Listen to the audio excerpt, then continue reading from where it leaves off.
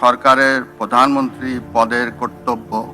অবশেষে সব জল্পনা কল্পনার অবসান ঘটিয়ে পদত্যাগ করলেন রাষ্ট্রপতি মোহাম্মদ শাহাবুদ্দিন।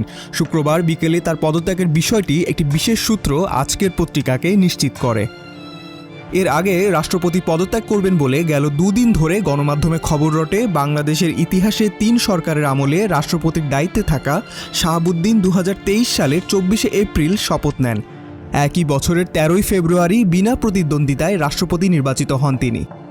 ১৯৮২ সালে বিচার বিভাগে যোগ দিয়ে কর্মজীবন শুরু করেন মোহাম্মদ শাহাবুদ্দিন। দীর্ঘ বিচারিক জীবন শেষে ২০০৬ সালে জেলা ও দায়রা জজ হিসেবে সরকারি চাকরি থেকে নেন অবসর। বিচার বিভাগ থেকে অবসরের পর তিনি রাজনীতিতে সক্রিয় হন। তিনি বাংলাদেশ আওয়ামী লীগের সর্বশেষ ২২তম জাতীয় কাউন্সিলে নির্বাচন কমিশনার এবং পরবর্তীতে দলটির উপদেষ্টা পরিষদের সদস্য হিসেবে দায়িত্ব পালন করেন। ডেস্ক রিপোর্ট, আজকের পত্রিকা।